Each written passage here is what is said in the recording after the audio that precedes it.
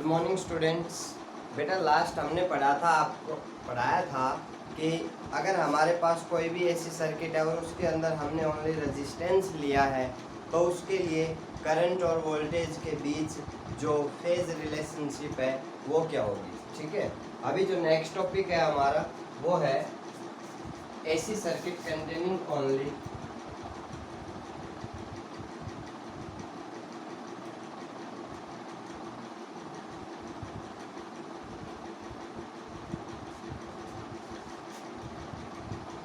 Inductor.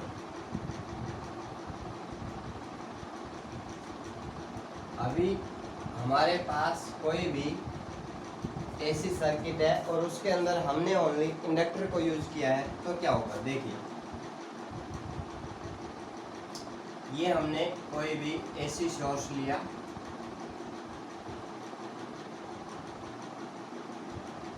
जिसका EMF हम ई लेकर चल रहे हैं। ठीक है, इंस्टेंटेनियस ईएमएफ। अभी इसके साथ हमने ये इंडक्टर जो है ये लगाया और हम ये अज्यूम करके चल रहे हैं कि ये जो हमारा इंडक्टर है एल, ये एक प्योर इंडक्टर है। प्योर इंडक्टर का मतलब है कि ये जो हमारी इंडक्टेंस कॉइल है इसका जो रेजिस्टेंस है वो हम नेग्लिजिबल मानकर चल रहे हैं, जीरो मानकर चल रहे हैं। ठीक है, यानी सर्किट के अंदर रेजिस्टेंस की वैल्यू हमारे पास जीरो है। अभी हम ये मानकर चलते हैं late E is equals to E naught sin omega t is alternating voltage applied by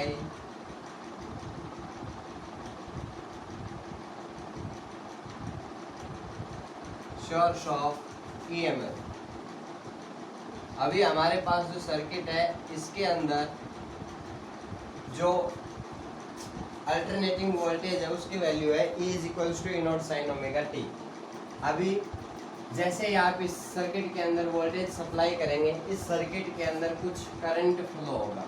ठीक है, हम ये मानकर चल रहे हैं let d I by D t is rate of flow of current in inductor coil of inductance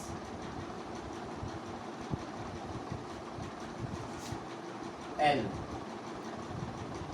हम ये मानकर चल रहे हैं कि जब हमने ये अल्टरनेटिंग वोल्टेज सप्लाई की तो हमारा जो सर्किट है इसके अंदर जो rate of change of current है वो है D I by D T, और ये जो हमने इंडक्टर कॉइल ली है इसका जो इंडक्टेंस है वो है हमारे पास L। अब हमने पढ़ा है कि अगर किसी भी कॉइल के अंदर करंट चेंज होता है तो उसके अंदर एक ईएमएफ इंड्यूस होता है। हमने लेंज लॉ के बारे में पढ़ा। ठीक है, तो मैं यहाँ लिख रहा हूँ then EMF induced in inductor is given by, इस इंडक्टर के अंदर जो ईएमएफ इंड्यूस होगा वो होगा E is equals to minus L D I by D t. Clear. अब हमने लेंज लॉ के बारे में पढ़ा है और हमने पढ़ा है भाई ये जो नेगेटिव साइन है ये किस लिए है। Negative sine shows that EMF oppose rate of change of current। Induced EMF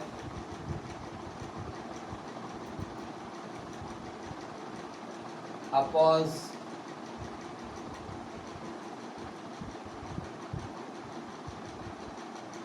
rate of change of current। अभी यहाँ से हम कहते हैं कि जब हम इस एसी सोर्स को इस सर्किट के अंदर लगाएंगे तो सिंपल सी बात है इस एसी सोर्स से जो वोल्टेज सप्लाई होगी वो हमेशा इस इंड्यूस ईएमएफ के इक्वल और अपोजिट होनी चाहिए, तभी हम सर्किट के अंदर एक करंट जो है उसको मेंटेन कर सकते हैं। ठीक है, तो मैं यहाँ लिखता हूँ कि to maintain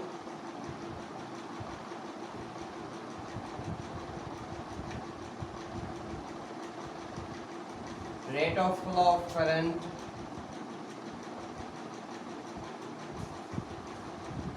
in circuit,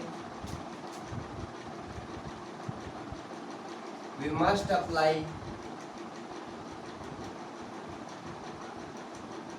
equal and opposite voltage. Then अभी यहाँ से मैं लिख सकता हूँ कि क्या होगा हमारे पास, then E is equals to E naught sine omega T is equals to negative of induced EMF which is equals to negative minus L D I by D T. यानी यहाँ से मैं कह सकता हूँ कि E naught sine omega T is equals to L D I by D T. यानी कि हम कह सकते हैं कि D I is equals to A naught sine omega T into D t. Clear. अब इसके बाद ये जो स्मॉल करंट फ्लो हो रहा है सर्किट के अंदर एक स्मॉल टाइम के लिए, डी टी टाइम के लिए, अगर हम टोटल करंट कैलकुलेट करना चाहते हैं तो हमें इस इक्वेशन को इंटीग्रेट करना पड़ेगा। सो by integration we have, जब हमने इंटीग्रेशन लिया दोनों तरफ तो इधर तो हो गया i और इधर हमारे पास होगा ए नॉट, इंटीग्रेशन किया हमने A naught sine omega T into D T. यहाँ से ए नॉट हमने बाहर ले लिया, साइन ओमेगा टी का इंटीग्रेशन होगा integration sine omega T into D T. यहाँ से A naught sine omega T का इंटीग्रेशन हमारे पास आया माइनस माइनस साइन मैंने बाहर ले लिया cos omega T upon omega. यहाँ से हम इसको लिख सकते हैं minus a naught upon omega into cos omega t. अभी यहाँ से ये जो हमारे पास कोस ओमेगा टी है, हमें पता है कि हम लिख सकते हैं कि sine pi by two minus omega T is equals to cos omega T. लेकिन हमें तो क्या लेना है, नेगेटिव लेना है। ठीक है, तो मैं इसको लिखता हूँ कि minus a naught upon omega, और कोस ओमेगा टी को मैं लिखता हूँ sine pi by two minus omega t. अभी हमें पता है कि sine minus theta is equals to minus sine theta होता है।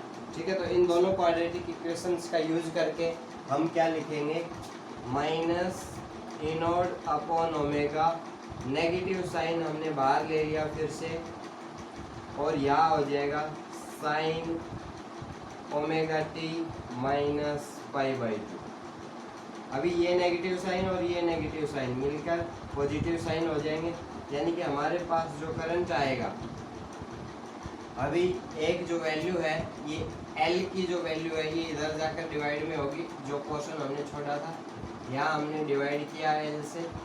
ठीक है, कंप्लीट। अभी ये हमारे पास आ गया E naught upon omega L into, इसको हम लिख लेते हैं sine omega T minus pi by two. अगर हम इस इक्वेशन को कंपेयर करें,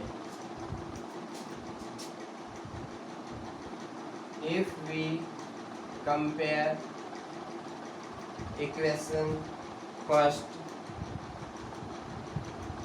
by I is equals to I naught sin omega t, then I is equals to I naught sine omega T minus pi by two. अब देखो, या तो हम डायरेक्ट इस इक्वेशन से कंपेयर कर दें, या फिर हम क्या लेकर चले, हम यहाँ पर जो मानकर चले कि as sine omega T minus pi by two, इसकी जो मैक्सिमम वैल्यू है वो हमारे पास क्या होगी, +1 होगी। जब sign omega T minus pi by to की वैल्यू मैक्सिमम यानी कि +1 होगी, तो उस केस में हमारे पास क्या आएगा, I is equals to I naught. ठीक है, तो आई की जो वैल्यू है, ये जो हमारे पास वैल्यू आएगी, ये क्या बन जाएगी, आई नॉट बन जाएगी। तो यहाँ से आएगा हमारे पास I is equals to I naught, और हम कह सकते हैं कि I naught is equals to E naught upon omega L. ये हमारी सेकंड इक्वेशन है। ठीक है, मैंने क्या किया, sign omega T minus pi by to की वैल्यू जो है वो मैक्सिमम यानी कि +1 पुट कर दी। जैसे ही ये वैल्यू मैक्सिमम होगी तो करंट की वैल्यू भी क्या हो जाएगी, मैक्सिमम हो जाएगी। ये हमारे पास इंस्टेंटेनियस वैल्यू है, ये पीक वैल्यू है अल्टरनेटिंग करंट की। तो यहाँ से हमारे पास आएगा कि I naught is equals to E naught upon omega L. अभी जो हमारे पास फर्स्ट, ये जो हमारे पास इक्वेशन आई थी फर्स्ट, इससे हम क्या कह सकते हैं, by equation first we can say alternating current lags behind. देखो हमारे पास दो वर्ड होते हैं, एक तो होता है लैग्स बिहाइंड और एक होता है लीड्स। क्लियर, लैग्स बिहाइंड का मतलब है के पीछे। अभी इस सर्किट के अंदर आपको दिखाई दे रहा है कि भाई हम अल्टरनेटिंग वोल्टेज लेकर चले थे, A is equals to E naught sine omega T, लेकिन जो अल्टरनेटिंग करंट आया वो क्या आया, I is equals to I naught sine omega T minus pi by two. यानी कि जो करंट है वो वोल्टेज से पाई बाई टू एंगल पीछे है। तो पीछे के लिए हम क्या लिखेंगे, लैग्स बिहाइंड। तो हमने यह लैंग्वेज यूज की कि we can say that AC current lags behind AC voltage by phase angle pi by 2 in case when AC circuit containing inductor only। अगर हमारा जो सर्किट है उसके अंदर अगर हमने ओनली इंडक्टर का यूज किया है, तो उस केस में हमारे पास क्या होगा, जो अल्टरनेटिंग करंट है वो अल्टरनेटिंग वोल्टेज से पाई बाई टू एंगल पीछे होगा। अच्छा, अगर मैं इस इक्वेशन को कंपेयर करूं जो हमारे पास ओम्स लॉ है उससे, if we compare equation second with Ohm's law, then देखो अगर हम Ohm's law से कंपेयर करते हैं तो हमारे पास क्या आएगा, I is equals to V upon R. यानी कि यहाँ से हम कह सकते हैं कि I naught is equals to E naught upon omega L. यानी कि जो ओमेगा एल है, omega L acts as resistance of inductor. ये जो ओमेगा एल है हमारे पास, ये इंडक्टर का रेजिस्टेंस है, विच इज कॉल्ड, इसको हम बोलते हैं इंडक्टिव रिएक्टेंस। ये जो रेजिस्टेंस का, सॉरी इंडक्टर का जो रेजिस्टेंस होता है उसको हम इंडक्टिव रिएक्टेंस बोलते हैं। It is represented by XL। ठीक है, then XL is equals to, यहाँ से हमारे पास XL किसके बराबर आया, ओमेगा L के बराबर आया। ठीक है, अगर हम बात करें इसकी यूनिट की, तो जो यूनिट होगी वो क्या होगी, ओम। जो इंडक्टिव रिएक्टेंस है, इंडक्टर का जो रेजिस्टेंस है उसकी यूनिट भी वही होगी जो कि हमारा रजिस्टर का जो रेजिस्टेंस होता है उसकी यूनिट होती है। अगर तुम इसको कैलकुलेट करना चाहते हो तो कैलकुलेट भी कर सकते हो। XL is equals to omega L then 2 pi nu into L. अभी एल को हम क्या लिख सकते हैं, E upon d I by D T. यहाँ से 2 पाई का कोई यूनिट नहीं होगा, लेकिन जो न्यू है यानी कि फ्रीक्वेंसी क्या हो जाएगी हमारे पास, फ्रीक्वेंसी की यूनिट होगी 1 अपॉन सेकेंड इंटू ईएमएफ के लिए हमारे पास हो गया वोल्ट अपॉन डी आई यानी कि करंट। ठीक है, करंट के लिए हम लिख लेते हैं एम्पियर और इनटू 1 अपॉन सेकेंड, या सेकेंड से ये सेकेंड कैंसिल, यानी क्या है हमारे पास v upon I which is equals to r। यानी कि जो रेजिस्टेंस की यूनिट होगी वही हमारा जो है इंडक्टिव रिएक्टेंस की यूनिट होगी। अभी ये तो था हमारे पास इंडक्टिव रिएक्टेंस के बारे में। अभी हम करते हैं फेजर डायग्राम। यानी कि ये जो हमने लिखा है ना यहाँ पर कि भाई ऐसी सर्किट जिसके अंदर ओनली इंडक्टर लगा हुआ है उसके केस में जो अल्टरनेटिंग करंट है वो अल्टरनेटिंग वोल्टेज के π/2 एंगल पीछे होता है, या हम कह सकते हैं कि alternating voltage leads alternating current by phase angle π/2 in case when AC circuit containing only inductor. अभी इसके बाद हमारे पास यहाँ पर आता है फेजर डायग्राम। आप इसको नोट कीजिए।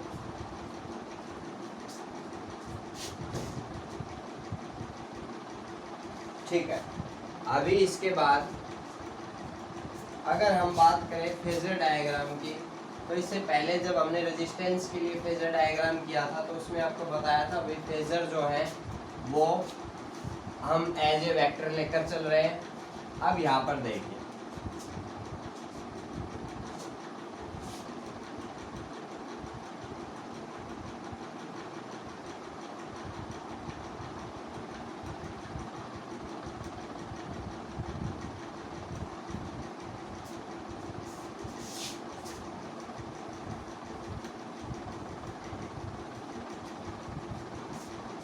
हमें पता है कि जो भी हमारे पास फेजर डायग्राम होता है हम दो एक्सिस लेकर चलते हैं। ये हमारा एक्स एक्सिस है, इधर ये वाई एक्सिस है। अभी इनके लिए हम दो वेक्टर बनाते हैं। एक वेक्टर हमारा जो है अल्टरनेटिंग वोल्टेज को डिनोट करता है और दूसरा वेक्टर जो है वो अल्टरनेटिंग करंट को डिनोट करता है। अभी हम AC circuit containing only inductor के केस में हमारे पास है E is equals to E naught sine omega T and I is equals to I naught sine omega T minus π/2। यानी कि हम कह सकते हैं कि अल्टरनेटिंग जो वोल्टेज है वो अल्टरनेटिंग करंट से π/2 एंगल आगे है, या हम कह सकते हैं कि अल्टरनेटिंग करंट अल्टरनेटिंग वोल्टेज से π/2 एंगल पीछे है। अब इसके केस में अगर हम फेजर डायग्राम बनाएं तो इसके लिए हम दिखाएंगे फेज एंगल ओमेगा टी। तो ये जो है ये हमारा फेज एंगल है ओमेगा टी। अभी इसका फेज एंगल अगर ओमेगा टी है तो इसका जो फेज एंगल है वो होगा ओमेगा टी माइनस π/2। यानी जो अल्टरनेटिंग जो हमारी वोल्टेज है उससे π/2 एंगल पीछे होगा अल्टरनेटिंग करंट। ये जो कंप्लीट एंगल आप देख रहे हैं ये 90 डिग्री का है, ये हमारे पास है अल्टरनेटिंग करंट। अभी अगर हम जो हमारा वर्टिकल एक्सिस है इस पर अगर हम प्रोजेक्शन बनाएं तो ये जो वैल्यू होगी हमारे पास,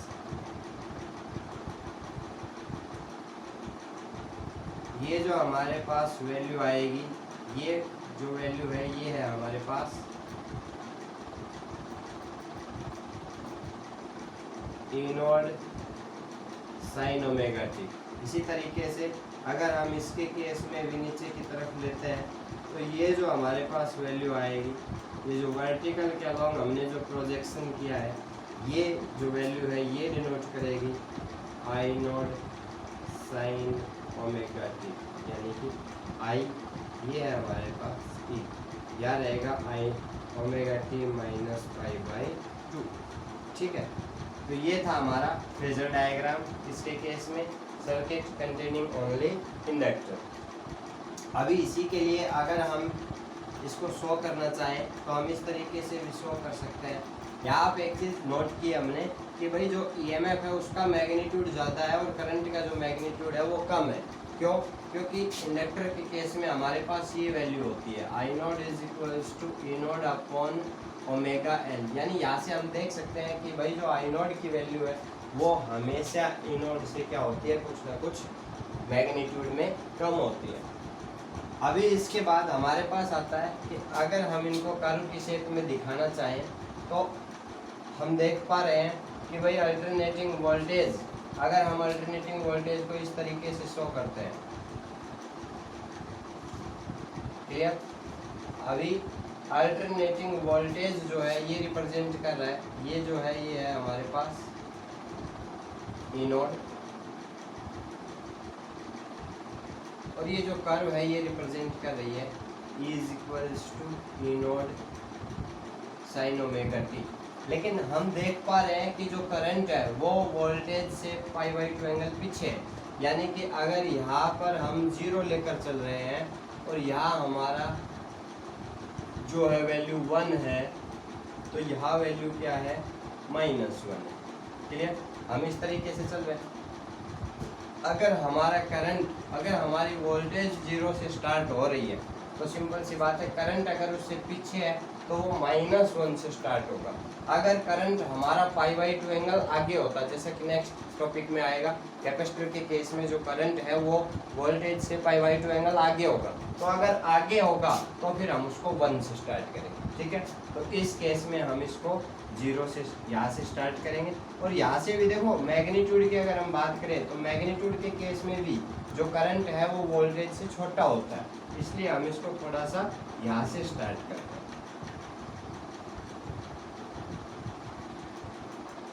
जब करंट की वैल्यू ये है तो वोल्टेज, जब वोल्टेज की वैल्यू इस तरीके से वेरी हो रही है तो करंट जो है वो इस तरीके से चलेगा।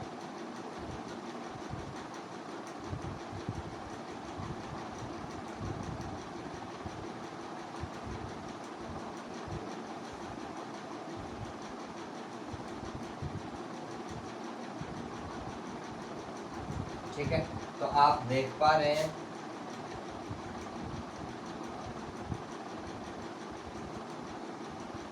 क्लियर। ठीक है, तो यहाँ से हम देख पा रहे हैं कि जो करंट की जो वैल्यू है हमारे पास वो क्या है, कम है। अभी देखो करंट का जो एम्पलीट्यूड है वो ये है हमारे पास, ये है हमारे पास I नॉट। आप देख सकते हैं कि इसकी जो वैल्यू है वो कम है और अल्टरनेटिंग वोल्टेज की जो पीक वैल्यू है वो ज़्यादा है। ठीक है, तो ये जो दो हैं ये हमारे पास फेजर डायग्राम है, इनके हेल्प से भी हम इस टॉपिक को शो कर सकते हैं। ठीक है, तो ये था हमारा आज का टॉपिक जिसके अंदर हमने ये पढ़ा। इसका अगर हम एक छोटा सा एग्जांपल लेकर चलें, अगर हमें फ्रीक्वेंसी दी हुई है 100 हर्ट्ज, क्लियर, और हमें कैलकुलेट करना है भाई ये जो फ्रीक्वेंसी है ये है हमारे पास, और जो वोल्टेज दी हुई है सर्किट के अंदर, जो पीक वोल्टेज है वो है 220 वोल्ट। ठीक है, अब हमें क्या करना है, हमें कैलकुलेट करना है, और इस वोल्टेज के कारण हमने एक सर्किट के अंदर जो है करंट फ्लो हो रहा है और हमने एक इंडक्टर लगाया हुआ है। ठीक है, इंडक्टर का जो इंडक्टेंस है वो है L, जो कि हमें फाइंड आउट करना है, और सर्किट के अंदर जो करंट फ्लो हो रहा है वो जैसे हम लेकर चले 10 एम्पियर। अब इसके अकॉर्डिंग हमें जो है इंडक्टर की वैल्यू को फाइंड आउट करना है। तो ये जो फॉर्मूला हमने पढ़ा है इसके अंदर जस्ट हम इसको पुट करेंगे और हमारे पास वैल्यू आएगी L is equals to E naught upon omega into I naught. यानी कि यहाँ से हम कह सकते हैं 220 डिवाइडेड बाई ओमेगा। ओमेगा के लिए हमें पुट करना पड़ेगा 2 पाई न्यू इंटू आई नोट, यानी कि 220/2 इंटू 3.14 इंटू न्यू। न्यू की जो वैल्यू है हमें दी हुई है 100 इंटू अभी करंट दिया हुआ हमें 10 एम्पियर। ठीक है, तो जब आप इसको सॉल्व करेंगे तो यहाँ से हम देख सकते हैं भाई 2 डेसिमल पॉइंट है, इससे कैंसिल हो जाएगा, एक 0 से ये 0 कट जाएगी,